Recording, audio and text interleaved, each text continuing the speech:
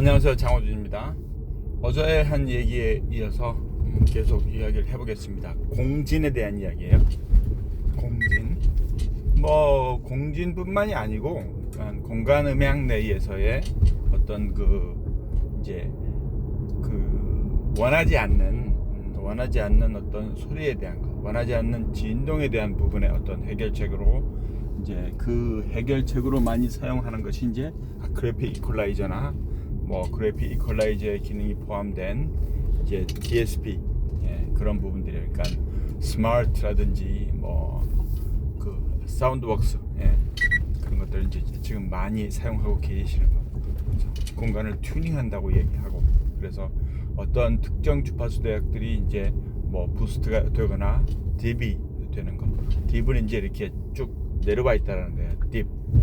그래서 이제 이렇게 캔슬레이션이 있거나 캔슬레이션이 있는 부분들은 되려 해결책이 그렇게 어렵지 않습니다. 그건 이제 캔슬레이션의 그 이유를 찾으시면 되는 거고, 그래서 그 이유가 될 만한 부분에, 그러니까 이제 그 이유를 일으킬 만한 부분의 스피커의 위치에 대한 부분들을 실제 물리적인 위치를 바꾸든지 딜레이를 해서 그 시간 차이를 줄여서 그게 이제 의상 소멸이 안 생기게끔 만들면은 가능하죠. 근데 이제 제가 어저께도 말씀드렸던 부분들이 그 불필요한 공진의 제거에 이제 우리가 어떤 의미에서는 그냥 주파수 축을 고려하는 이퀄라이저라든지 그런 필터라든지 DSP에 해당된 그런 부분들을 써서 그런 부분들에 의해서 컨트롤을만을 하는 경우는 실제로 그게 어느 정도까지, 그러니까 이제 그 증상을 완화해서 이제 약간 그 편하게 평평하게 해주는 그런 정도까지는 그렇게 차이를 크게 느끼지는 못한다라고 해도 그 폭이 커지면은, 그래서 실제 우리가 스탠딩 웨이브라고 하는 부분도 스탠딩 웨이브에 대한 주파수가 있을 때 그게 계속 어떤 양, 그러니까 실제로 그 출발한 그 음원의 양과 반사되는 양에 이제 반사되는 양이 더 커질 경우부터 그게 발진처럼 피드백 현상이 일어나서 그게 이제 증가가 된다라는 얘기니까.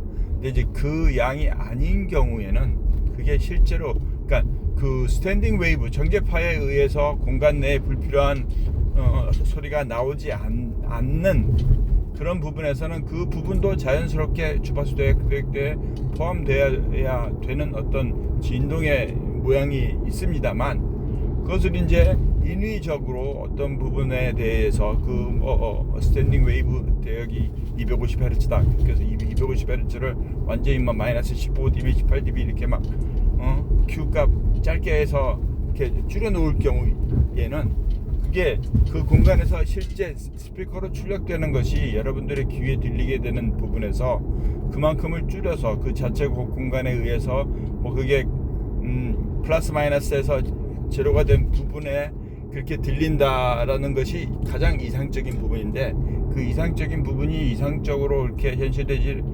실현되지 않을 수 있다는 얘기죠. 그러니까 그런 부분에 대한 부분에서 그걸 다이나믹하게 컨트롤해야 할 필요성이 있다라는 얘기예요. 그러니까 이제 스피커 튜닝에 다이나믹하게 해결한다라는 얘기는 아닌 거고, 그러니까 그 스피커 튜닝에서의 문제는 이제 어쿠스틱에서 일단은 1차적으로 그리고 궁극적으로 해결을 해야만 돼요.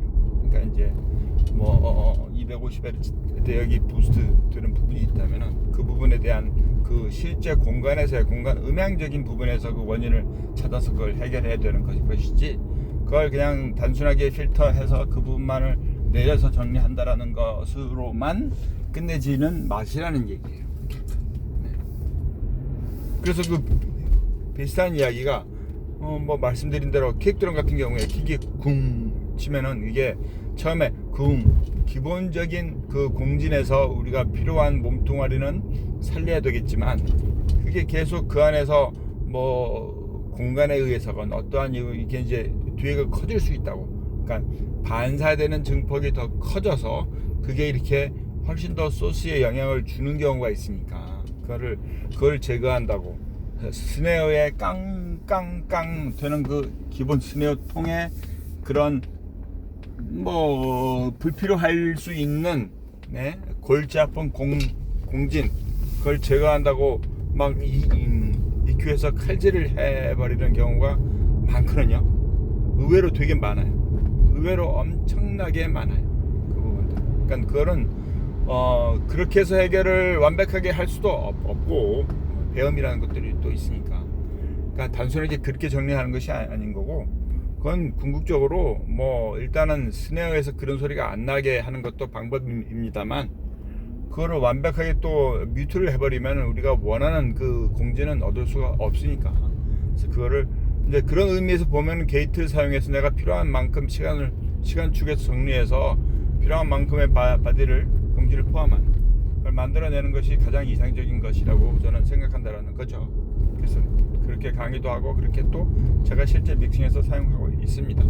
예. 똑같아요. 그러니까 그렇게 이해를 하셔야 돼요. 그러니까 여러분들이 뭐 그동안 한 번도 고민 안 해보셨을 수도 있는 내용입니다. 예, 이거는 그 뭐 당연히 뒤에 껑껑 들리는 거고, 또 그것도 드러머들이 또 그 부분에 그게 라이브 하니까 그게 시퀀싱 한 것이 아닌 거고 실제 연주에 의해서 나오는 부분이니까, 그래서 그 부분을 살리기 원할 수 있는 거고, 근데 그게 어느 정도 뭐 음악에서 계속 어떤 부분이 귀에 걸리면은 이 음악 전체의 어떤 그 사운드를 듣기 어렵거든요. 그게 마치 그 LED 모니터를 하나를 구입해냈는데 배드 픽셀이라는 게 3개 이하는 그게 노멀이라고 제조사는 말하지만, 그게 딱 그 배드 픽셀이 있는 데를 발견한 뒤부터는 그거는 뭐 모니터 버리기 전까지는 계속 그것만 보인다고. 그래서 그런 것 같은 것 같아요. 그래서